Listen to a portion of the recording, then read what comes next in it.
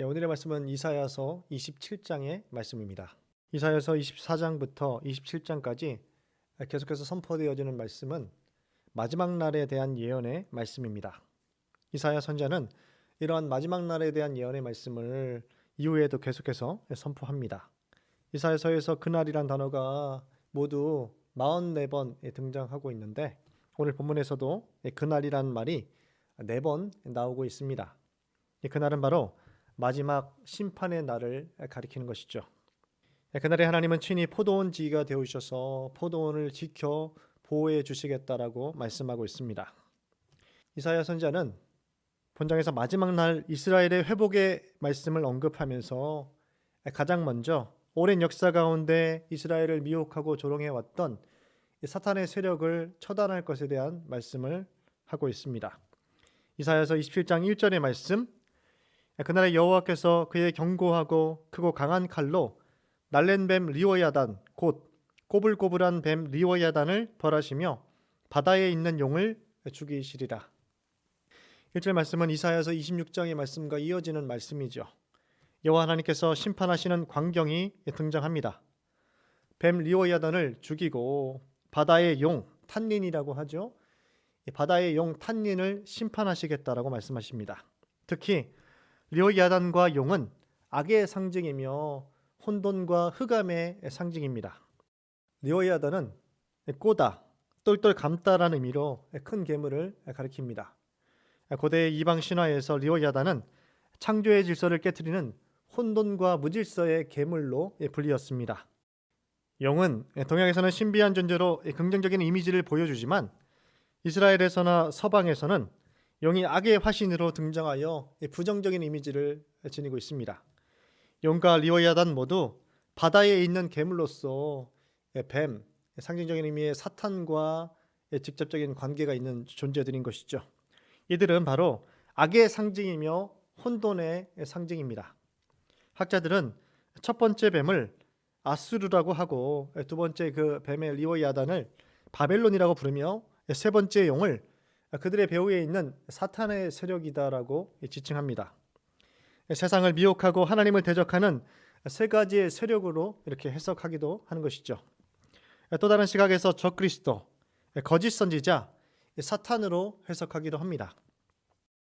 하나님이 삼위일체이듯이 사탄도 똑같이 삼위일체 흉내를 내며 온 세상을 미혹하고 타락시키는 존재인데 물론 이들의 존재는 종말에 하나님의 심판을 피할 수 없다라는 것을 오늘 말씀은 증거해주고 있는 것이죠. 2절부터 13절까지 이스라엘의 구원을 노래한 새 노래가 기록되고 있습니다. 2절부터 6절까지 포도원의 새 노래가, 7절부터 11절까지는 용서받은 이스라엘과 이 대적의 파멸에 대해서, 또 11절부터 13절은 추방당한 이스라엘 백성들이 다시 돌아오게 될 것에 대한 예언의 말씀이 주어지고 있습니다. 이사야서 27장 2절의 말씀입니다. 그날에 너희는 아름다운 포도원을 두고 노래를 부를지어다. 이사야서 5장에서 기록되었던 포도원의 노래는 이스라엘의 심판을 노래한 것이라면 본문의 새로운 포도원의 노래는 이스라엘의 회복에 대한 노래로 불려지고 있습니다. 이스라엘 야곱은 포도나무죠. 하나님은 포도원을 가꾸는 농부로서 이스라엘을 돌보시고 가꾸시는 하나님의 손길에 의해 움이 돋고 꽃이 피어 열매를 맺어 만방의 그 아름다움을 보여주는 희망찬 예언의 이 노래가 불려지고 있습니다. 포도원 지기신 하나님은 포도원을 성심껏 가꾸시고 밤낮으로 보호하여 아무 탈 없이 잘 자라도록 하십니다. 찔레와 가시덤불이 자라면 싫다하지 않으시고 모두 제거하셔서 포도나무 성장에 지장이 없도록 조치를 취하시게 될 것에 대해서 말씀하고 있는 것이죠. 이스라엘은 열매를 맺어 온 세계에 영향을 미칠 수 있는 모습이 될 것이다라고 예언하고 있습니다. 비록 이스라엘 백성들은 하나님의 벌을 받아 아수르와 애굽으로 이렇게 추방당하지만 그들은 다시 돌아와서 예루살렘의 거룩한 산 시온에서 예배하는 존재가 될 것이다라고 회복의 말씀을 주고 있는 것이죠. 3절과 4절에서 하나님이 포도원을 돌보시는 모습이 기록되었다라면 5절 말씀에서는 포도원이 하나님을 놓치지 않기 위해 애를 써야 한다라는 이 말씀이 주어지고 있습니다. 하나님과 포도원 사이에 긍정적인 교감이 형성되어야만이 화목한 존재가 될 수 있다라는 것이죠. 이러한 연합으로 인해서 포도원에 포도나무가 잘 자라며 꽃을 피우고 열매를 맺어 많은 사람에게 기쁨과 즐거움을 선사하게 될 수 있다라고 확신에 찬 예언의 말씀을 이사야는 주고 있습니다. 적극적으로 하나님과의 관계에 있어서 하나님을 더 의지하고 전적으로 의지하고 또 하나님의 말씀 앞에 순종해야 한다는 것을 강조하고 있는 것이죠. 하나님의 경륜이 모든 것을 이끌어가지만 우리 입장에서, 믿음의 성도의 입장에서 하나님만을 찾는 의지의 노력이 중요하다는 것을 여기서 말씀하고 있습니다. 용서받은 이스라엘과 대적의 파멸이 7절부터 11절까지 말씀이 이어지고 있습니다. 이사야서 27장 7절의 말씀입니다. 주께서 그 백성을 치셨던들 그 백성을 친 자들을 치심과 같았겠으며 백성이 죽임을 당하였던들 백성을 죽인 자가 죽임을 당함과 같았겠느냐.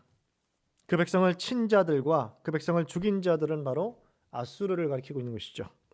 이스라엘을 친 아수르가 이제는 여호와 하나님에 의해 심판을 당하게 될 것이다 라고 말씀하고 있습니다. 이스라엘이 아수르에게 맞은 정도는 아수르가 하나님에 의해 맞은 것에 비하여 그 강도가 대단히 약할 수밖에 없다라는 것을 말씀해 주고 있는 것이죠. 10절과 11절의 말씀에서는 아수르의 병영이 파괴된 것을 묘사하고 있습니다. 이사야서 27장 10절의 말씀입니다. 대저 견고한 성읍은 적막하고 거처가 황무하며 버림받아 광야와 같은즉 송아지가 거기에서 먹고 거기에 누우며 그 나무가지를 먹어 없이 하리라. 이어지는 11절의 말씀에서 하나님의 긍휼 없는 심판이 철저하게 이행된다라는 것을 통해서 여기에 나와 있는 견고한 성읍은 예루살렘 성읍이 아닌 바로 이방인의 성읍이다라는 것을 확인해 볼 수 있습니다. 하나님이 그들을 불쌍히 여기지 않는다라는 것을 선포하고 계시는 것이죠. 견고한 성읍은 예루살렘에 있었던 아수르의 병영을 가리킵니다. 이곳이 파괴되었을 때 그 모습을 강야와 같다라고 묘사하고 있는 것이죠.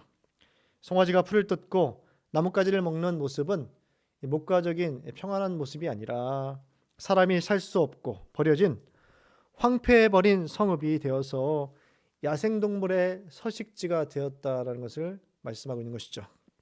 그리고 아수르의 병영이 이제 여인들의 땔감을 줍는 곳으로 전락하게 될 것이다라고 예언의 말씀을 주고 있습니다. 11절에 이방 성읍에 거주하던 이방인들이 이렇게 심판을 당하는 이유가 바로 백성이 지각이 없기 때문이다라고 명시하고 있습니다. 이방 백성들은 하나님의 뜻에 대한 이해가 완전히 결여된 존재이기 때문에 하나님을 알 수도 없고 또 하나님의 은혜를 받을 수 없는 존재가 되었기 때문에 심판을 당하게 되었다라는 것이죠. 이사야서 27장 12절의 말씀입니다. 너희 이스라엘 자손들아 그날의 여호와께서 창이라는 하수에서부터 애굽 시내에까지 과실을 떠는 것 같이 너희를 하나하나 모으시리라. 악인에게 내려지는 긍휼 없는 심판과 다르게 하나님의 선민인 의인에게 내려지는 회복을 전제로 한 선민의 징계의 일환으로 이스라엘 백성들이 포로가 될 것이다라고 예언의 말씀을 주고 있습니다. 그 결과 선민이 정화되고 우상이 파괴될 것에 대한 이어지는 예언의 말씀이 여기에 포함되고 있는 것이죠. 하나님의 자녀들에게 내려지는 밝은 미래에 대한 예언의 말씀입니다. 가까운 미래에는 고난과 역경을 피할 수 없지만 너희가 포로로 잡혀갈 수밖에 없지만 장차 올 미래에서는 진정한 희망과 기쁨을 다시 회복된 존재가 될 것이다라고 말씀하고 있습니다. 징계와 심판이 존재하지만 그건 역시 백성들을 위한 것이며 하나님의 자녀들을 완성시키고 또 그 실력을 세우는데 이러한 과정들이 존재하게 될 것이다라고 말씀하고 있는 것이죠. 이들의 돌아옴은 1차적으로 바벨론과 같은 이방 땅에 포로로 끌려갔다 할지라도 다시 하나님께서 모으신다는 것이고 2차적으로 영적인 이스라엘 백성들을 하나님께서 모으시겠다는 말씀을 하고 계신 것이죠. 이것은 바로 포로 귀환에 대한 예언의 말씀으로 주고 계시는 것입니다. 이는 예수 그리스도의 재림을 통한 궁극적인 하나님의 자녀들을 모으시겠다라는 이 말씀에 예표하는 말씀인 것이죠. 그 모으시는 방법에 있어서도 하나하나 모으시겠다라고 말씀하고 있습니다. 이는 감람나무에서 열매를 따기 위한 그런 떠는 것과 기드온이 포도주 틀에서 밀을 타작하는 것과 룻이 이삭 줍는 것에 집에서 떠는 것과 이 말씀이 동일한 표현이 여기서 사용되고 있는 것이죠. 하나님이 그의 백성들을 모으실 때에 신중하게 지극한 정성으로 한 영혼과 한 영혼을 친절하게 다 모으시게 될 것이다 라고 말씀하고 있습니다. 또 여기서 모으다라는 이 단어 역시 농부가 여름 내 수고하여 얻은 곡식 이삭을 세심하게 모으고 줍듯이 한 영혼 한 영혼을 신경 써서 전부 다 모으게 될 것이다 라고 말씀을 하고 있습니다. 우리는 오늘 본문을 통해서 하나님의 원대한 계획과 구원의 경륜을 확인할 수 있습니다. 극상품 포도를 기대하셨지만 들포도가 되어버린 이 백성들을 이들을 아주 버리고 심판하시는 것이 아니라 오히려 찔레와 가시와 같은 존재들을 없이 하시고 믿음의 성도들을 다시 모으시는, 또 악인들을 심판하실 것이다라는 말씀을 주고 계십니다. 또 종말에 있을 사탄의 세력에 대한 완전한 심판에 대한 예언의 말씀을 여기서 또 주고 계십니다. 복잡하고 분주한 오늘의 시대를 살아가는 그리스도인들에게 우리의 운명과 신분이 무엇인지를 증명해주고 있습니다. 우리는 하나님의 자녀이며 또 하나님의 나라를 상속하게 될 믿음의 성도라는 것을 명확하게 보여주고 있습니다. 오늘 우리의 신분이 무엇인지를 자각하셔서 또 우리에게 있는 참된 소망을 이해하시고 또 발견하셔서 하나님의 영광을 위한 오늘의 현실을 살아가시는 존귀한 서울교회 성도들 되시기를 간절히 축원합니다. 기도하겠습니다. 그렇게 하신 하나님 아버지, 하나님의 열심이 어떠한지 오늘 말씀을 통해서 발견하게 하시니 감사합니다. 하나님의 그 크신 구원의 경륜과 계획을 통해서 믿음의 자녀가 비록 범죄한다 할지라도 그들을 버리시거나 포기하시는 것이 아니라 끝까지 믿음의 자녀들을 붙잡고 계시다라는 것을 오늘 말씀을 통해서 또 위로를 주시니 감사합니다. 또 반드시 악인들은 하나님의 심판을 피할 수 없을 것이고 사탄의 세력 역시 완전하게 심판을 당하게 될 것이다라는 말씀을 주시니 감사합니다. 하나님, 우리의 존재와 우리의 신분을 깨닫게 하셔서 하나님의 말씀 앞에 참된 위로를 받게 하시고 또 하나님의 영광을 위한 삶을 살아갈 수 있는 존귀한 성도들 될 수 있도록 인도하여 주시옵소서. 하나님, 개인과 가정과 교회와 국가 앞에 놓이는 위기를 하나님 이겨내게 하시고 또 하나님께서 주시는 그 지혜와 명철과 능력으로 믿음의 삶을 살게 하셔서 주님을 의지함으로 승리하는 삶을 살아갈 수 있도록 역사하여 주시옵소서. 우리를 구원하신 예수 그리스도의 이름으로 간절히 기도드립니다. 아멘.